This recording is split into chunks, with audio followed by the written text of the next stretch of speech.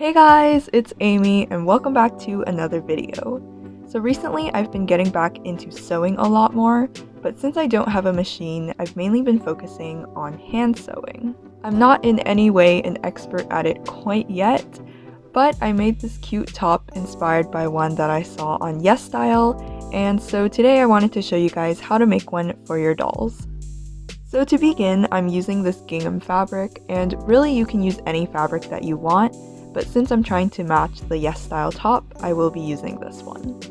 Once you have your fabric, you're only going to need to cut about 11 centimeters by 3.5 centimeters, but of course you can always cut more or less depending on the size of your doll.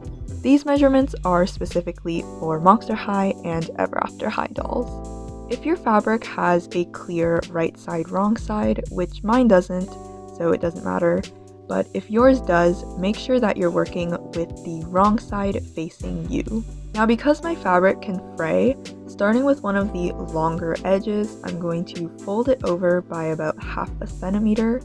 The way I do it is just take the edge and have that meet the bottom of this row of squares, which is one of the reasons why I like working with this fabric. I feel like I can sort of just eyeball it and not really have to measure it.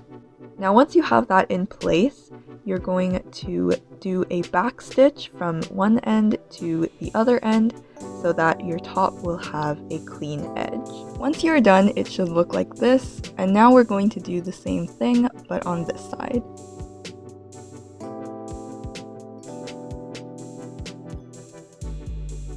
So now that we're done hemming, we are trying it on the doll, and you want to make sure that the edges line up and that the doll is centered on the fabric. And then starting from the left side, we are going to take our ribbon and measure where the strap will go. And it looks like mine fits between these two columns of squares. After you make a note of where the strap will go, place the ribbon good side to good side onto the fabric with a little under a centimeter hanging off the edge. Next, what we're going to do is back stitch over the ribbon and secure it in place.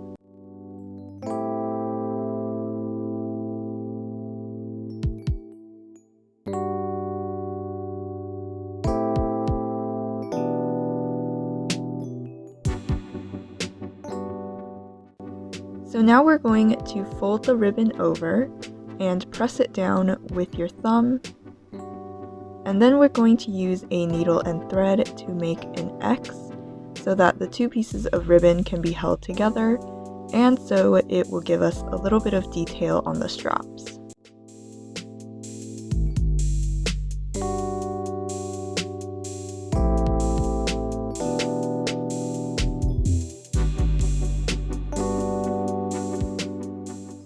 Place it on the doll again to see where the end of the strap goes, and mine seems to fall between these two columns of squares.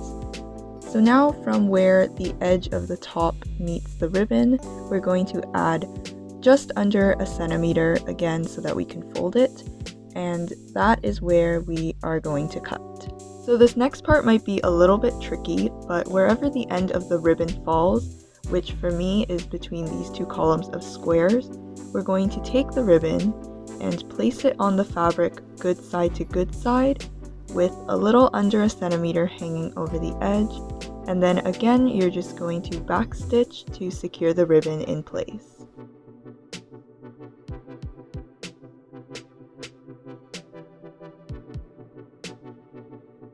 So I did cut a little less ribbon than I had hoped, especially compared to the first time round that I made this top, but it still works, it's just a bit more of a tighter fit. But now we're going to repeat the steps to make a strap for the right side. We are now almost done, but the last bit of stitching that we need to do is for both of these shorter sides, fold over by half a centimeter and then back stitch across to hem it.